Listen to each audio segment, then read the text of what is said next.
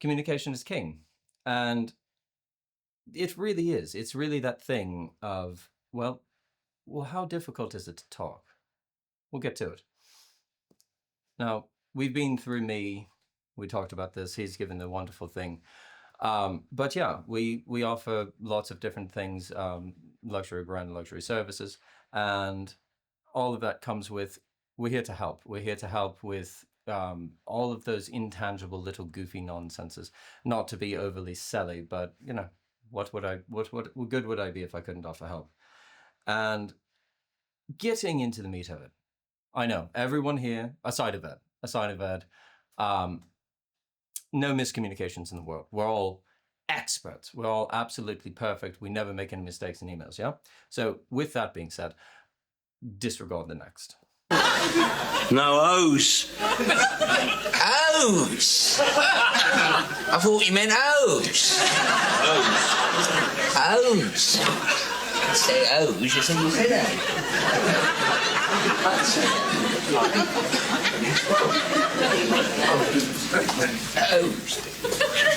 O's, he meant O's. No O's. O's? What? Oh, you mean pantyhose? Pantyhose? No, O's. O's for the gate. Mon repose. O's. Letter O's. Letter O's. Okay. So I thought no one ever had any misunderstandings, but the thing that's so funny about this, and it's unintentional, it's misunderstanding at its best and at its worst. The thing that's absolutely hilarious is this is actually cut for brevity. If you haven't seen this from the two Ronnies, it's brilliant. It's absolutely brilliant. And it goes on for days, and they go on and talk about this and like, oh, fork handles, because it's about fork handles and four candles and how badly can you mess this up. So the whole thing is they both speak the same language, technically, yeah? They're both speaking English, but how could the clerk have avoided this misunderstandings? Could he maybe have asked questions? It all boils down to communication. And with that, here's a story of how one email can bring down your entire company. Now we have our lovely friend Bradley, and he is head of engineering at a small company. Now, one of his direct reports is a man called James, okay? Let's go on to James. Lovely man, nice shoulders, good traps. You can tell, he picks up everything.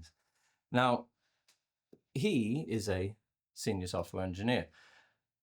Great at what he does, absolutely brilliant, and dedicated to the company, really enjoys it, likes driving, he wants to drive things forward. And he's about to encounter an email from Bradley. So let's see where this goes. I'll wait just a moment for everyone to read this one. And pretend you're James. It's an email from his manager. How does this make you feel? Now, we're not going to talk about being in the same room or, oh, this is over video. I can cut the tension in the room with a knife based on just the top of that alone. No one in here feel good about, we need to talk. That's not, sure, maybe that's true, but that's not how you start this. You do not begin this conversation with, we need to talk. Even if you said that with a smile, it doesn't work. So I'll put it to all of you. How would you respond to this email? So let's go to James. He's, okay, let's type up a reply. Now, this is his direct response. Now, what, again, I'll give you all a moment to kind of just read through and get a feel for it. And let that kind of go. So what do you feel from this? And any of you, feel free to unmute and yell at me. Like if you have some emotional response, if you have that guttural, like, oh my goodness, I need to say something, yell at me. This is much more form than a university classroom. But I'll say, he seems a bit confused. Like, he highlights his good work, in case something is wrong. He tries to get more information.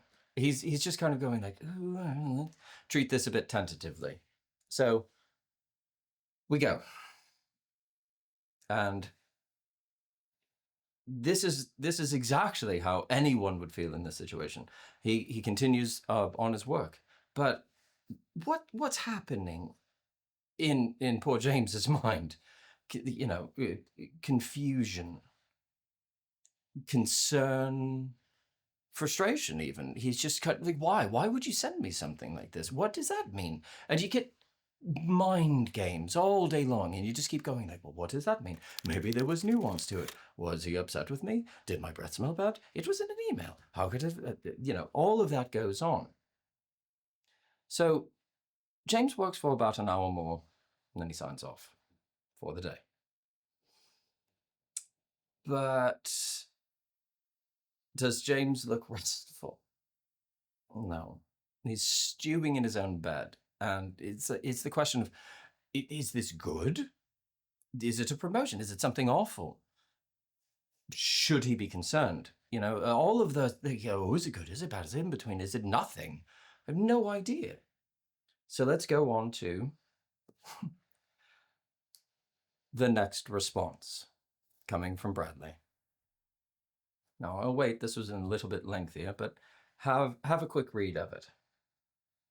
Now, here's the thing. Notice the timestamps and all of that. Bradley, he replies the same day, but it's not until the evening. James is done. He's signed off, yeah?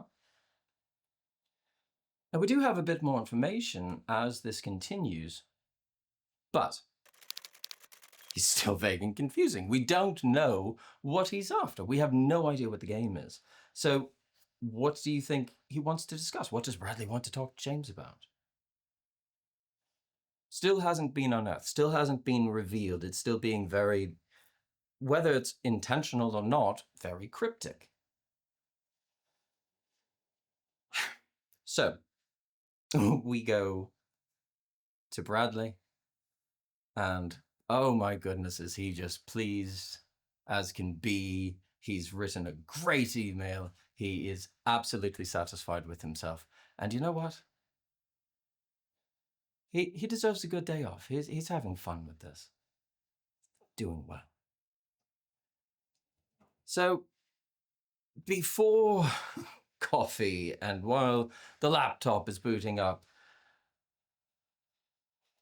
James is looking at his handy. He's like, hasn't even gotten started for the day. And he looks to see if Bradley's replied. Yeah? He reads his reply and he's concerned, as I think anyone in the situation would be. Changes like this are rarely a good thing. Any kind of like, oh, okay, let's go the other way around it, that's usually kind of a dangerous scenario. So he very, very quickly writes a reply. Now, I'll let this all simmer with all of you, and we'll see how this sort of pans out. Now, as this goes, James comes out with his concern. He says, extremely clearly, like, here it is. No dancing around the point. We're not, what could it be this? Like, no one throwing a hat and doing, a rodeo. It's not that. They're just, here it is. Plain and simple. So then, James rings his colleagues. Because Bradley's out of the office, James left to only imagine and think and feel the worst. There's nothing that could possibly be good about this. So he rings everyone that he trusts and some that maybe he even doesn't, just to see if they'd seen the same email. Just, well, is it just me? Am I alone in this? Am I singled out for this? Or is this like a company-wide thing? I have no idea what's happening. So we have his colleagues. Now, there's an old song, I've heard it through the grapevine, and whether it was intentional or not, It wasn't. But James has now unintentionally started a rumor. They are going to be company-wide layoffs next week. Nothing we can do about it. Raining fire. Everything's going to burn. Oh, goodness. What do we do? So, what would any of you do? he starts chatting to people. He starts looking for a new role. New job abound. Let's do this. I don't trust this. I don't think anyone would say, oh, you know what? I'll stick it out. Being homeless sounds super duper fun. That sounds awful. So he goes. And it's a Friday. He has the weekend ahead of him. Gets a head start. Pops up. Gets everything sharpened on a CV. All of those things that everyone go, yeah, I probably should have been keeping up with this for the past 2 years or whatever it is. And they go like, scribble down, why am I amazing? Write this down. Oh yeah, that thing I did. Oh yeah, these achievements, so on and so on and so forth. And contacts, all of his connections, applies blindly, does all of the thing. And here's the thing. So do his colleagues.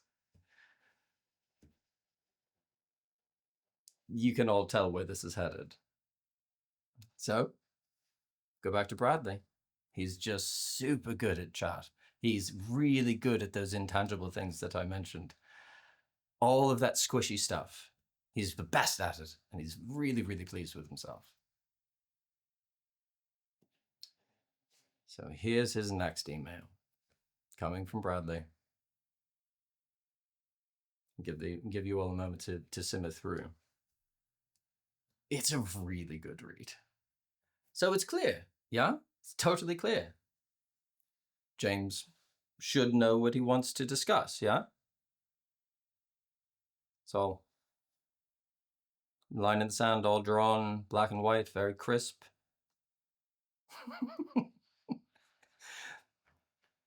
This is cringe at its best, and the thing about it is this is not exactly satire. This is so much of the day in, day out of the world of great at talk. He's still vague.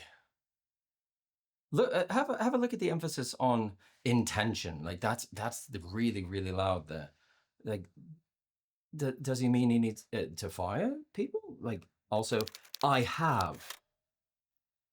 The past tense, implying it's been great, but no longer.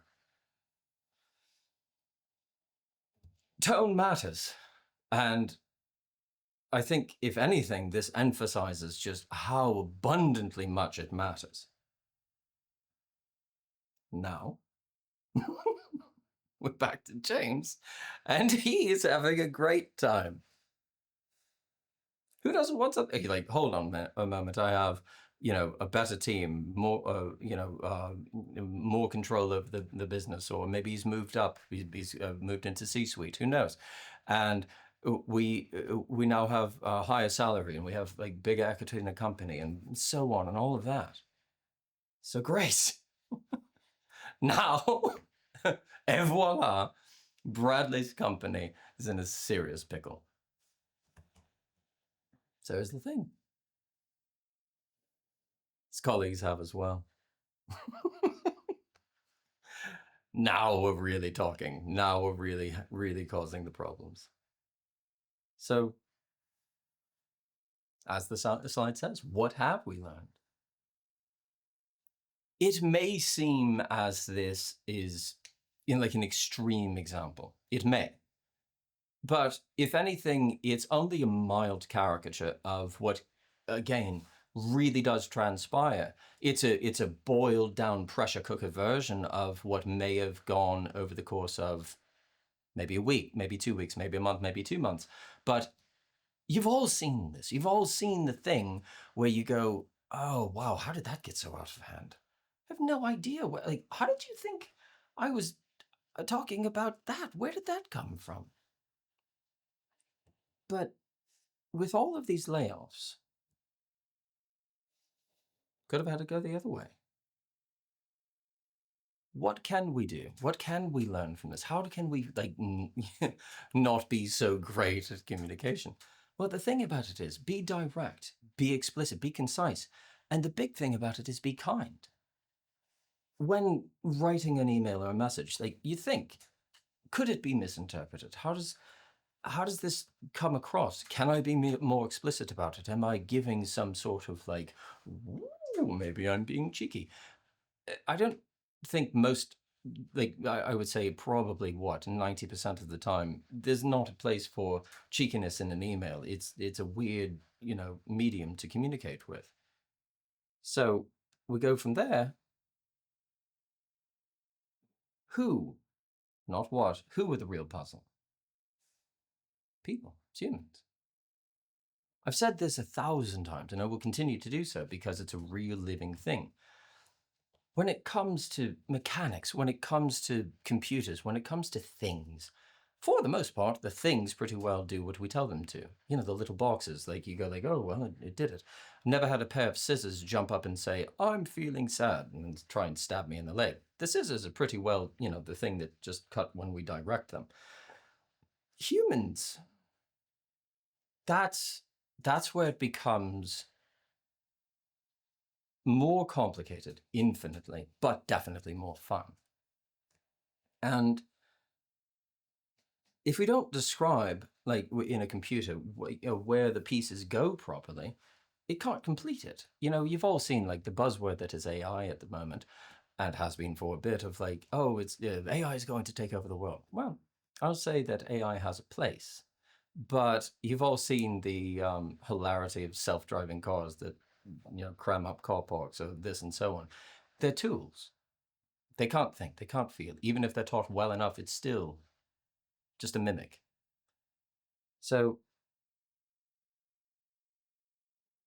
if you haven't seen this film, it unfortunately it's painfully accurate to anyone that's ever dealt with, corporate.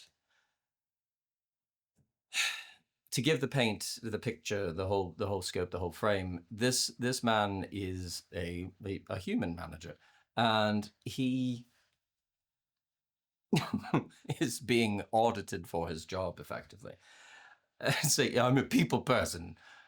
Are you though? And I think the big thing to ask, when you're in management, when you're, C-suite, when you're making decisions and all of that, and when you're overseeing teams or people individually, do you give people freedom? Do you micromanage? Like, we need, thrice daily one-to-one stand-ups, this, blah, blah, blah, and all of this stuff. You can ask anyone. All that does is drag down morale, and it slows down every bit of everything that you're supposed to be doing when you're in that kind of worker individual role, not in management. And people feel disrespected, they don't feel trusted. And if all of that is how someone, and I'm not pointing fingers here, deals with people, oversees people, then you shouldn't be in management. And it's just plain and simple. If you don't give people the respect and the trust, if you don't give them the keys to be able to do what they need to do, then there's no point in even playing. Now, this is a big thing. We can talk about technology. We can talk about kits. We can talk about all of this stuff. Not kits, kit. And everyone may prefer something different. We talked about email. Okay, well, that's a specific thing. We can use that for, maybe sending over documents and whatnot. Maybe it's not casual. Maybe it's too asynchronous. Maybe it's too much of a delay. Yeah, but email has a place. So do video calls. So do good old telephone calls. I mean, you can talk about the written word. You can talk about what it is to send, an actual parcel to someone with, a wax seal. It's all there. They all have their own reason, and you need to be flexible and understand that what may work with you and an individual may not work with you with a group. And being dedicated to the movement, being like, I'm going to do this, all that does is set you up to fail. If it doesn't work, it's not a failure on your part, it's not a failure on decision. Maybe it just doesn't work. Maybe it won't work with this company in this industry, but it will work with these groups and so on. letting your instinct be your guide of, well, I like this, but maybe it doesn't work for everyone. And admitting that is what makes you a good leader. So you think like email, Slack message, a video call, all of that, how much better would the little game, let's call it that, between James and Bradley been had it been instant? If there wouldn't have been that tape delay where you go, goodness, what about a day later? What about a this? What about a that? Could have been just, oh, no, I totally meant that. Didn't mean that at all. That asynchrony of emails where it's like, you send it out, it's like a messenger pigeon. You go like, well, when do I get it back? Do I get it back? That can be destructive. Think about this, same kind of thing. Each one of them, as I've already said, have their method. If I'm sending you a smoke signal and it's a windy day, maybe the message is missed. Maybe it doesn't work. So I'll say it this way. I'd expect this to feel totally different than all of us going to this. Have a chat, have a pint, have a big hug. Maybe we got into a drunken fight and whatnot, but we felt something, and there was no like, oh well, I didn't quite understand. We got it. It was there. That's different. So the other thing to realize is that all this technology and all of that, it's all well and good, but in person still is a real animal. Being able to meet up, and I'm not doing the whole return to office nonsense, but there is a difference. There is a huge difference from breathing the same air as someone else and looking at a box. And this, I cannot emphasize enough. I'm not one to read what's on the screen, but I'll say it.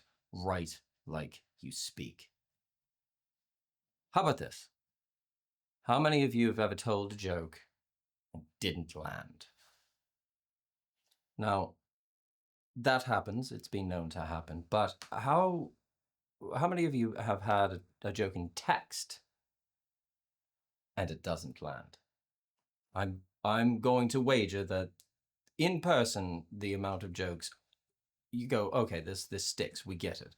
In text, you go like, we trying to be funny? We trying to be insulting? I don't really get it.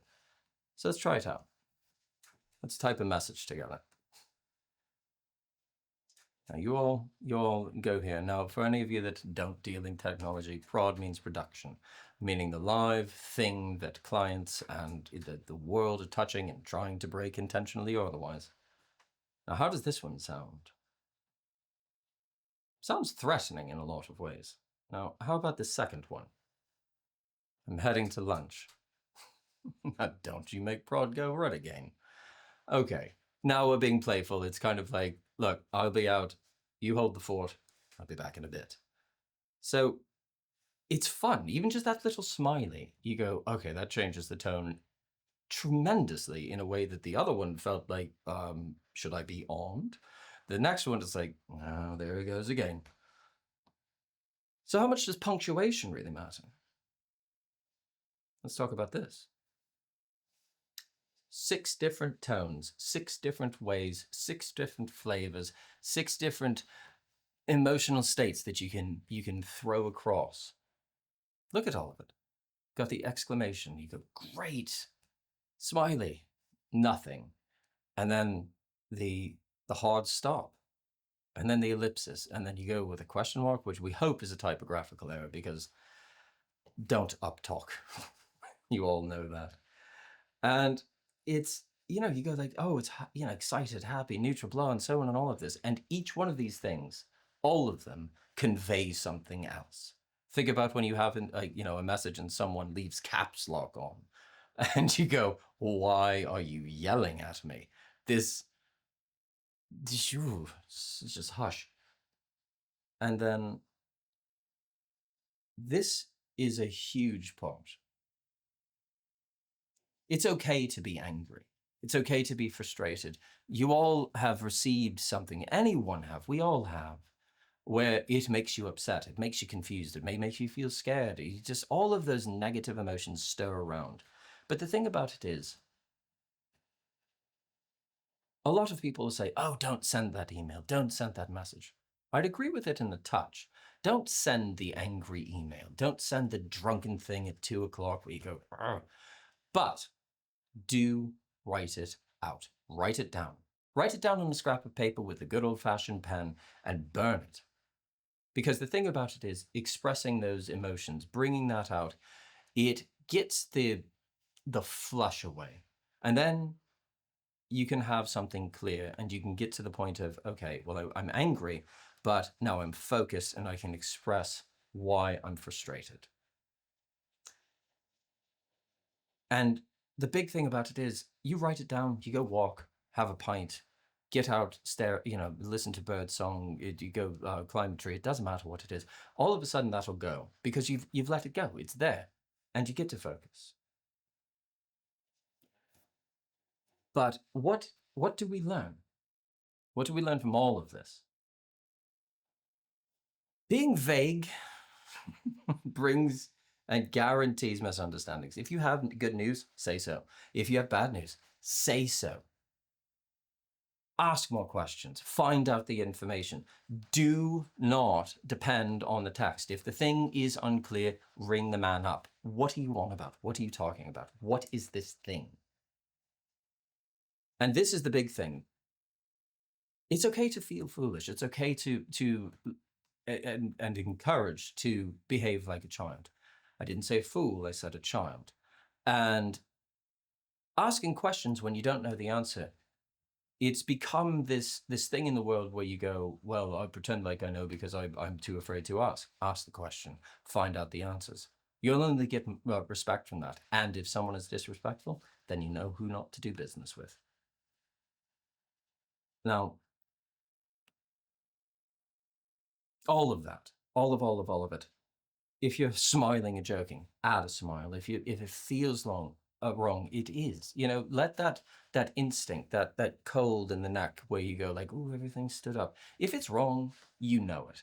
And if you go against that instinct, you're only setting yourself and everyone else up to fail. So figure out what gives you that. Now we've actually done it. Now we've really done it. I've not tried to force something, square peg, round hole. I've got it figured out.